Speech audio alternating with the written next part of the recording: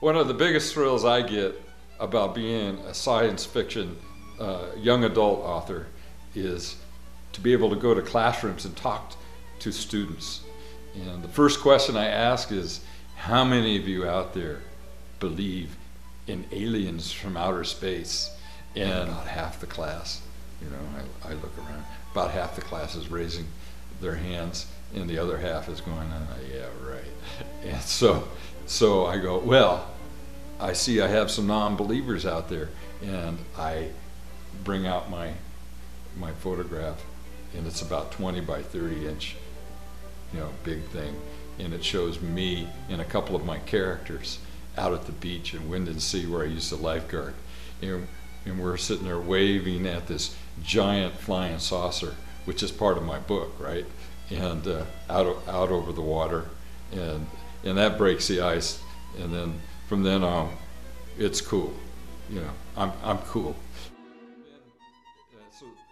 So I bring out the first manuscript, my raw manuscript, before I hand it into the publisher, and it's about this thick, and their mouths drop open going, wow, because it's 525 pages. I go, don't worry. When I was your age, and I pull out one piece of paper, I go, I could barely get through that. And so we're kind of identifying with each other. I did all the things you did. I was an athlete. I liked baseball and football, and I went to the beach. I didn't have time for all that. Then I also show them my edited pages, and I ask them, I go, how many of you out there, when you get your papers back from your teachers, have all these red marks in them? And I go, I want to see all of you guys raise your hand, because everybody has red marks. And one of the teachers said, well, we don't do red anymore, we do blue. Well, in my day, we did red. And so, and I show them in my manuscript, and this is out of the 525 pages, I go, every one of those has a mistake on it, because there's 200,000 words, and I can't get them all. And so, and my eyes are tired, or they just can't see, you know, my eyes fill up everything. And I go, look, and then I show them a section of the Constitution of the United States. And I go, Thomas Jefferson and Madison couldn't even get it right the first time. Look, and it shows all the crossouts and everything on the Constitution, on all their rough drafts and stuff. So I go, if they can't get it right, how are you going to get it right? So you just stick with it. It comes out in your work, whether it's just a small paper or a little essay, doesn't matter. Just write all the words down that you can do, and then rewrite it. And I go, see this thing here, my manuscript? And we look back at that again. I go, I wrote it 3 times. And again, their mouths go, 3 times. I go, how long did it? They go, how long did it take you to write that? I go, 5 years. And they're, whoa, you know. And I go, not to worry. The second one, book 2, which is longer, took me only a year, because now I start to get it. Now I get these aha moments, you know, and I can write faster, and I'm a lot more efficient with my time. And that's what it is, just practice, practice, practice. And so I have my edited pages, and then what else do I bring in? Oh, something they're just awed over, my rejection letters. Yeah, I got all kinds of rejection letters. And then I show them one of my rejection letters. This is the one I sent to them, and they sent that back, and the rejection part of it's on the letter. I just had to find it. One time it was on the back of my letter. I go, oh, there it is. And the other time it was down below, all little handwritten, like one sentence, sorry, no thank you. Maybe you'll have luck somewhere else. But, you know, you stick with it, sooner or later, especially if your work is good. You know, you have to have good work, and you got to be able to turn it in, and it has to have no mistakes. But I have other people that help me along the way, and you need help. You need to have other people look at things and give you a second eye. Because when people are reading something, they don't want to have the story interrupted by misspelled words, words that are missing. So do the best you can, and then have somebody else correct it, your teacher or something, and make it the best it can be.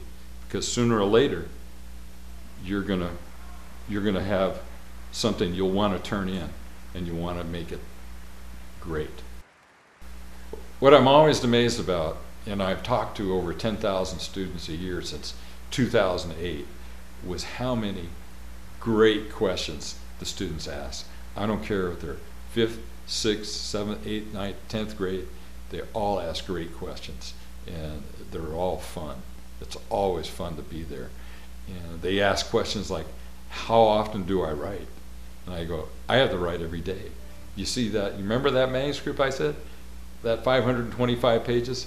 It takes writing every day to get to the end. Otherwise it'll be forever, or you won't get it done every day.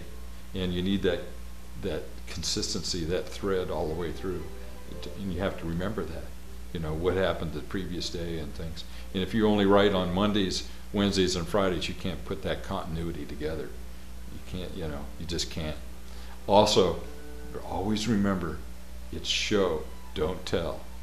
You want to be able to put your reader right in that moment, you know, when they're running from the bad guys, or they're facing the bad guys, or they're being chased by somebody, or they're about to crash in the spaceship, you know, or whatever. You want to put them in that moment that the characters are feeling. And the only way to do that is you show them and not tell them. All right? And also, I also leave them with this one very important thing, is there's no such thing as writer's block. And they go, oh, really? I go, yeah, that's for amateurs. All right? There are days, I tell them, that I only have, all of them come out with maybe 1 or 2 really good pages of my manuscript, and there'll be days I have 10. But it's always sit down and write, and it's something to come and push through those lull moments, because you'll be amazed at how much good stuff you'll find, you know. Because when you're not writing, you're not going to find a thing, you know. You're never going to finish either. So, because that's just an excuse not to write. So, no writer's block, okay? No writer's block. The Gamadin Galactic is a newspaper we put out. We have volume 2 out now. And it's a regular sized newspaper with a picture of the heroes on the front, of Harlow and Wizzix and Riverstone, you know, after they've just gotten off the beach and are holding their surfboards and all that kind of stuff. A real, you know, Southern California picture. But at the top is this big headline: the fate of the galaxy now rests with a couple of California surfers. So it's pretty cool. And then inside are excerpts from each book that, you know, from book 1, book 2, book 3, and 4. And we have pictures of Leucadia Mars, and we have pictures of Mars, actual Mars, photograph of the ship on Mars, and our own picture of the Gamma van. The Gamma van is our van that we have the Gamadin logos on and different descriptions, and we have the robobs on the back holding their surfboards, and it's a lot of fun. And the letters glow at night, so if you're driving along and you shine a light on the Gamma van, it lights up. It's really neat. And so if you're driving along and you see us, be sure and say hello.